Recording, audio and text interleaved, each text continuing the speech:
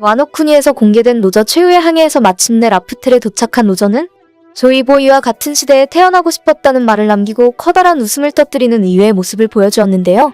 로저는 라프텔에서 도대체 무엇을 보았길래 그저 웃을 수밖에 없었던 걸까요?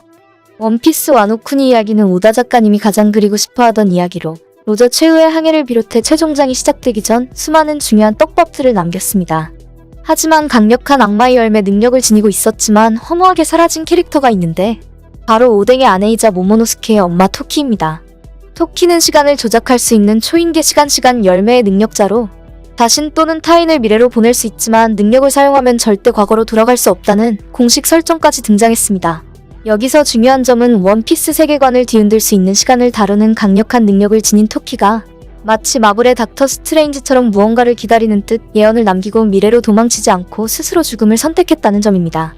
원피스 세계관에는 고대 역사가 새겨진 포네그리프라는 돌이 존재하고 로드 포네그리프는 세계의 모든 진실을 알 수 있는 라프텔이라는 섬에 갈 수 있는 방법이 적혀 있습니다.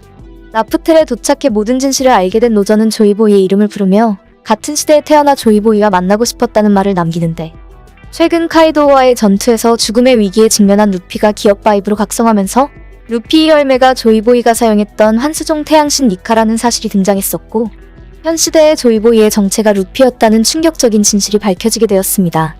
원피스 세계관에는 대표적인 예로 검은 수염 티치의 어둠 열매와 에이스의 이글이글 열매처럼 서로 상반되는 능력이 존재한다는 걸 알 수 있습니다.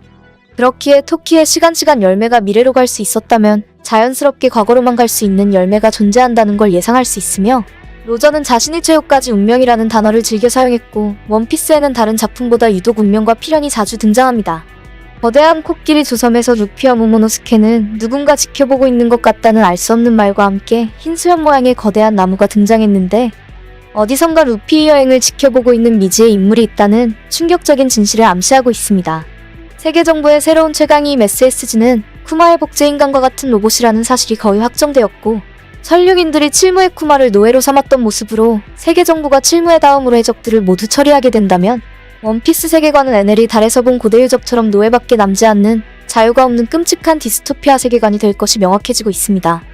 과거 토키가 언젠가 세상이 바뀌는 날이 올 거라고 생각해 과거에서 계속 도망쳐왔으며 미래의 누군가가 세상을 변화시켜줄 거라 생각했다는 말과는 반대로 세계정부가 지배하는 끔찍한 미래에 반발해 모든 역사를 알고 있는 누군가가 미래를 바꾸기 위해 과거로 여행하고 있는 인물이 있을 수 있다는 사실과 와노쿠니가 스스로 고대변기를 봉인하고 때를 기다리며 쇄국의 길로 들어선 것과 루피의 위기마다 이상하게 운이 좋아 위기를 넘기는 모습은 오다 작가님이 좋아하는 드래곤볼의 이야기에서 등장한 미래에서 50의 심장약을 가져온 트랭크스처럼 누군가가 세계를 변화시킬 조이보이 루피를 돕고 있다는 사실을 예상할 수 있으며 라프텔에서 로저가 본 세계의 모든 진실은 루피와 친구들의 여행이 적혀있는 역사라는 사실과 로저는 가장 자유로웠던 앞으로 펼쳐질 조이보이 루피의 여행에 대한 부러움으로 같은 시대에 살고 싶었다는 말을 남겼고 세계의 자유를 위해 스스로 죽음을 받아들여 대해적 시대를 열게 되었다는 것을 알 수 있습니다.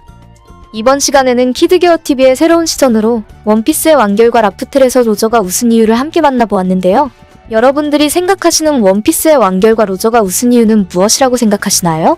내일부터 강력한 태풍이 다가온다니까 다치지 않게 조심하시고 좋은 일들만 가득하시길 바랄게요.